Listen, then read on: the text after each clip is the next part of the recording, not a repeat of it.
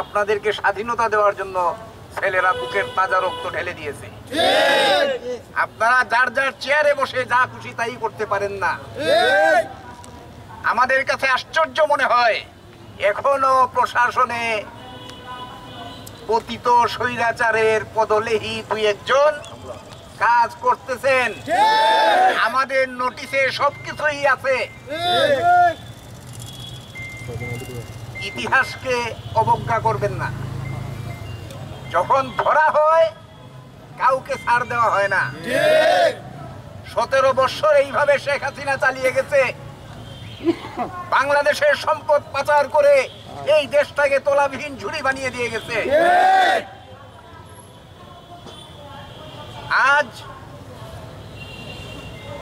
বাংলাদেশে নাই, উনি চলে গেছেন উনার বন্ধু ভারত মোদী সাহেবের কাছে। অথচ 3 দিন আগে উনি বলছিলেন শেখ হাসিনা পালিয়ে যায় না।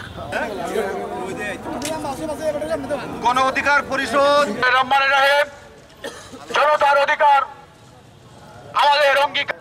5ই আগস্টে এই দেশের ছাত্র জনতা বুকের তাজা রক্ত বিলিয়ে দিয়ে আমাদের দেশকে একটি নতুন স্বাধীন সার্বভৌম রাষ্ট্রে আমাদেরকে উপহার দিয়েছে।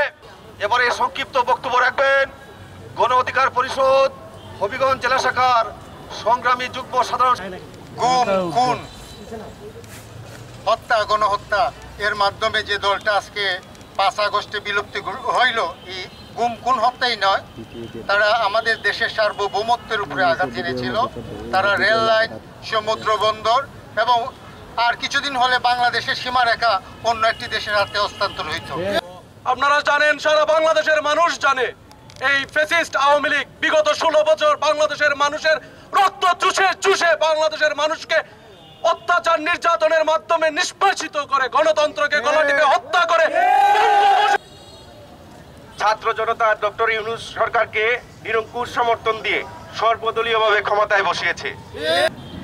হাজারো ছাত্র জনতার রক্তের বিনিময়ে অর্জিত এই স্বাধীনতার যে ফসল আমরা দেখতে চাইছিলাম, সেই ফসলের প্রতিফলন আজ ঘটেনি বিদায় আমরা হবিগঞ্জ জেলা সদর এবং ডিসি মহোদয়ের সামনে উপস্থিত হয়েছি মাননীয় প্রধান উপদেষ্টা বরাবরে স্মারকলিপি প্রদানের জন্য।